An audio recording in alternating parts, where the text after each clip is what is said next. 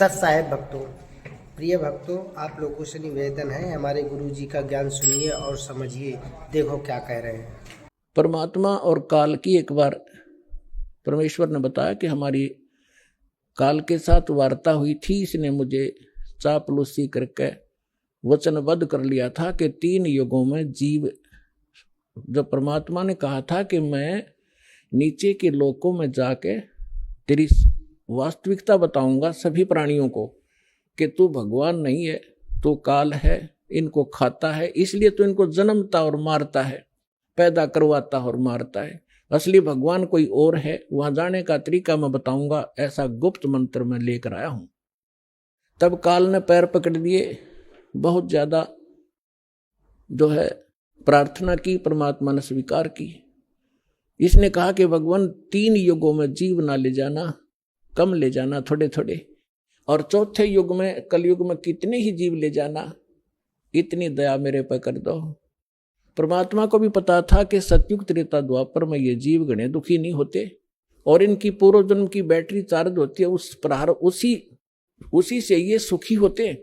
और ये सोच रहे होते हैं हम राम और कृष्ण की भक्ति कर रहे हैं, शायद इसी से सुखी हैं, तो इसलिए ये मेरे ज्ञान को स्वीकार नहीं कर पाएंगे। मालिक को मालूम था, तो इसलिए मालिक ने कहा था परमात्मा ने कि भाई ठीक है, चौथा युग जब कलयुग आई तब हम अपना अंश पठाई और काल फंद छूटे नरलोई, सकल सृष्टि परवानिक हुई। परमात्मा ने कहा था जब कलयुग के अंदर मैं अपना दास भेजूंगा और फिर ये काल के सब बंधन छूटेंगे और सारा विश्व मानव शरीरधारी प्राणी और साथ में जो मनुष्य, जो पशु पक्षी हैं, वो भी मनुष्य धारण करेंगे और वो सभी परमात्मा की भक्त नाम लेंगे। सकल सृष्टि परवानिक हुई। परवानिक माने विकसित होंगे। और कहते हैं कलयुग बीते 5500 पाचा, तब ये वचन मेरा होगा सच्चा। और कलयुग बीत जावे जब एता, सकल यानी सभी प्राणी परम पुरुष पद चेता। 600 वर्ष पहले मालिक की वाणी में लिखा हुआ है, कबीर वाणी में, सच्चिदानंद घन ब्रह्म की वाणी में, यानी सूक्ष्म वेद में, उस तत्व ज्ञान में लिखा है। परमात्मा ने बोला था, धर्मदास जी लिखा था, उसमें कहा है कि जब चौथा युग, जब कलयुग आई, तब हम अपना अंश पठाई और काल फंद छूटे नरलोई, नर नारी सभी का काल का फंद छूटेगा। जो इसने जकड़ रखा है, मूर्ख बना रखा है, बस इतना ही सीमित कर दिया, ये तेरा बेटा है या तेरी बेटी है, ये तेरी कार या तेरी कोठी है, 1 मिनट में मृत्यु हो जा, छोड़ बेटा, अब ये सब मेरी है, तू गधा बन। तो यह भूल या हमारे साथ इसने धोखा कर रखा था। इस ज्ञान से अब हमें खूब समझ में आएगा और हमारे बच्चे भी सुरक्षित रहेंगे, हम भक्ति करेंगे। परमात्मा की शरण में आने से हमारे प्रारब्ध के जो पाप आने हैं, मृत्यु होनी, अकाल मृत्यु या कोई अन्य अंग भंग होना है, वो नहीं होगा। अगर आप नियमित रहोगे, सच्चा विश्वास के साथ ही सत भक्ति करोगे, तो वो दुख टलेंगे। आपके बच्चे आखिर तक आपके साथ रहेंगे जब तक, और वो भी मुक्त होंगे और आप भी होंगे, यदि सारे भक्ति पर लग जाओगे। तो परमात्मा ने कहा था कि सकल सृष्टि परवानिक होई, काल फंद छूटे नरलोई।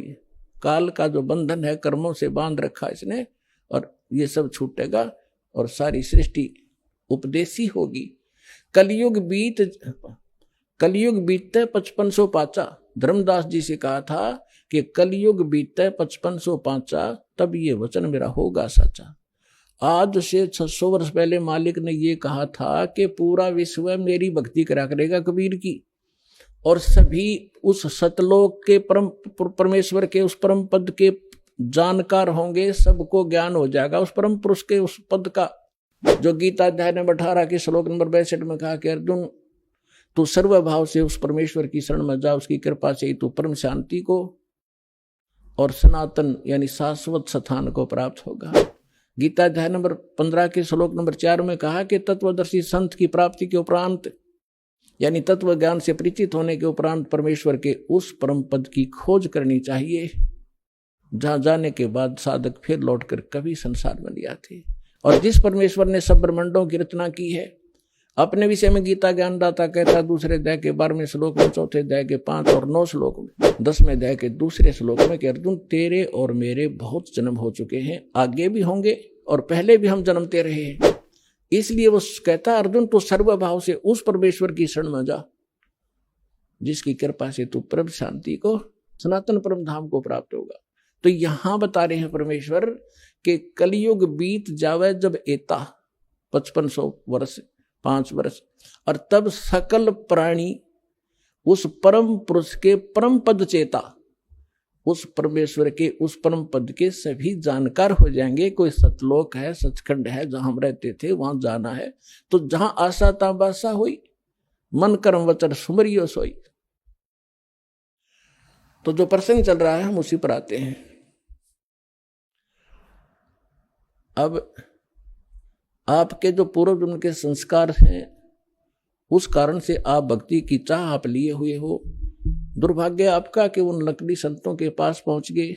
तो परमात्मा ने कहा था कि जब कलयुग 5505 बीत जाएगा, उसमें सभी पंथ और सभी जितने भी मजहब अपना उनके धर्म गुरु, वर्तमान गुरु जो भी ज्ञान रखते हैं वो सब सुना चुके होंगे, उनकी बहुत बड़ी पुस्तकें बन चुकी होंगी।